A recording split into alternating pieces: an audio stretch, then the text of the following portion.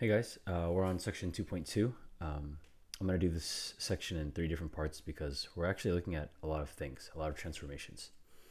So the first transformation we're going to look at are translations. So we're going to use the absolute value parent function as an example, which starts off here. This is the parent function. And we have 2 additional functions. This one is the absolute value of x plus 2, and this is the absolute value of x minus 2. So let's just focus on this top one and think about, from the parent, which direction it moved. Like, would you consider this up or down? And how is that reflected in the equation? So this is up by 2, and it's reflected, or it's shown in the equation with a plus 2 outside of the absolute value. And when I teach you horizontal translations, you'll understand why it's important when I say it's like outside of the absolute value. And next we have a absolute value of x minus 2 or down 2. And so they start you off with this because it's very intuitive, right? You see plus 2 and you think, oh, it's up 2, right? That makes sense. And then down 2, negative 2 or minus 2, and that also should be pretty intuitive, right? So I'm actually not going to do another example for that. I think it's very intuitive. I don't think there's anything much to say.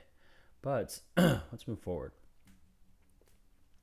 So before we had the parent function going up and down, and now I have it going left and right. So let's take a look here. Absolute value of x minus 2. So this is the parent function, and which direction have we gone in twice? And I'm pausing to give you a second to think about it. And then in this one, we have the absolute value of x plus 3, which is 1, 2, 3 units this way. So compared to the vertical translations, which are outside of the absolute value symbols, where are these, right? Not only that, but whereas before the plus 2 showed going up 2 and the down 2 was minus 2, this minus 2 we see actually takes us to the right. And this plus 3 actually takes us to the left.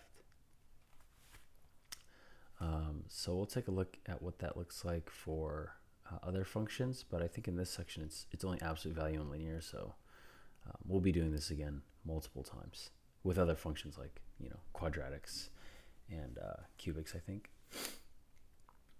Here, that's just the vertical and horizontal translations. So yeah, that's it for this section, and I think I would say vertical translations are very intuitive and horizontal less so, in terms of like connecting the minus 2, but it goes to the right. But I would say it's a very common thing for students to just look at it and say, okay, well, what I've been told, how most students think about it, is vertical translations are kind of what you expect, and then horizontal translations are quote unquote opposite, right? Because minus 2 means go to the right 2, and then plus 3 means go to the left 3. But yeah, that's it for vertical and horizontal translations. Just think about like where they happen, right? Inside versus outside. And then let's look at the core concepts box. Actually, I think it puts it in a nicer way, wording wise. Subtracting h from the inputs before evaluating the function shifts the graph left when h is less than 0 and right when h is greater than 0.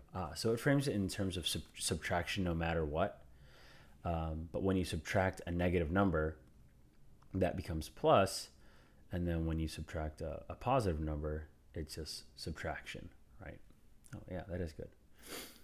And then adding k to the outputs shifts the graph down when k is less than 0.